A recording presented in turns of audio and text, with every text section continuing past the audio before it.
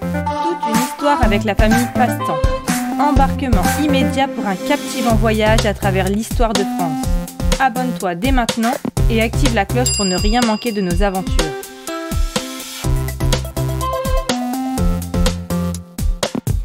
Qu'est-ce que ça veut dire être citoyen européen? Être citoyen européen, c'est être citoyen d'un pays membre de l'Union européenne. En d'autres termes, si tu as la nationalité d'un des 27 pays de l'Union, tu es automatiquement citoyen européen. Cela te permet de vivre, travailler et étudier dans presque tous les pays de l'Union sans avoir besoin de passeport. En tant que citoyen européen, tu bénéficies de droits, comme celui de voter et de te présenter aux élections locales. Mais tu as aussi des devoirs, comme respecter les lois. L'idée de créer une Europe unie pour faciliter la vie des citoyens n'est pas nouvelle. Elle existait déjà au XIXe siècle. Et les deux grandes guerres mondiales du début du XXe siècle ont intensifié cette volonté. Comment l'Europe arrive-t-elle à s'unir après la guerre? Après la Seconde Guerre mondiale, dévastatrice pour l'Europe, les pays européens choisissent de coopérer pour maintenir la paix, guidés par l'ONU, créée en 1945 et sa Déclaration universelle des droits de l'homme de 1948. Dans un contexte de division entre l'Est, sous influence russe, et l'Ouest, dominé par les Américains, plusieurs projets de coopération européenne voient le jour pour éviter de nouvelles tensions. Afin de créer une union aussi forte que celle des États-Unis d'Amérique, la France suggère une mutualisation des ressources des pays d'Europe. Elle propose alors la création de la CECA, la Communauté européenne du charbon et de l'acier. La mise en commun de ces deux ressources nécessaires à l'industrie de l'armement assure la paix entre l'Allemagne et la France. Ces deux pays ne sont plus en concurrence, désormais, ils travaillent ensemble. Le 18 avril 1951, le traité de Paris créant la CECA est signé par la France et l'Allemagne, mais aussi l'Italie, la Belgique, le Luxembourg et les Pays-Bas.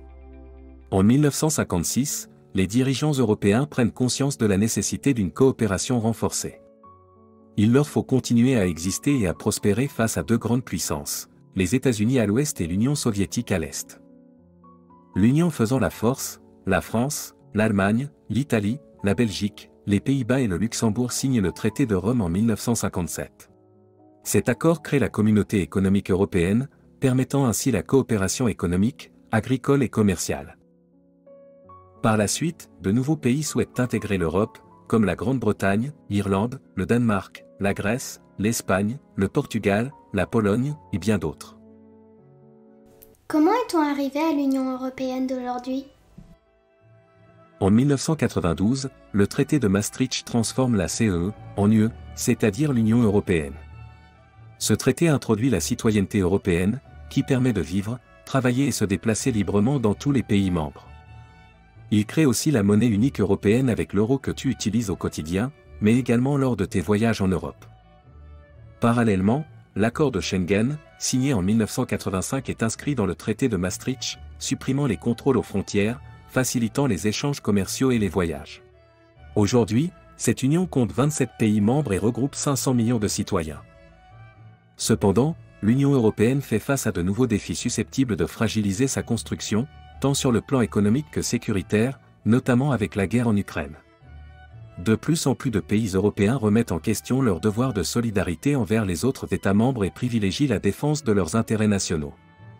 Le Brexit, survenu le 31 janvier 2020, illustre cette tendance. Le Royaume-Uni, membre de l'Union européenne depuis 1973, a choisi de s'en retirer. Enfin, dans un monde où les tensions grandissent entre des pays puissants, il est essentiel que les pays européens restent unis.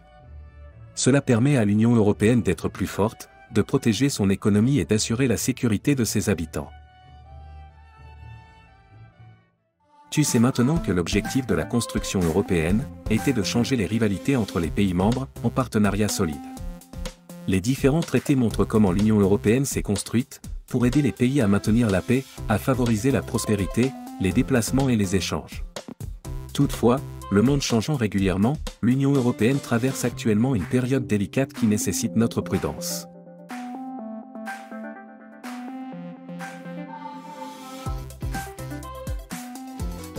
Retrouve-nous pour en savoir plus sur l'histoire de France avec des séquences complètes.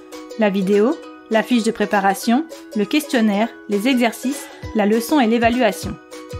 Utilise les liens dans la description ou directement sur passeeducation.fr.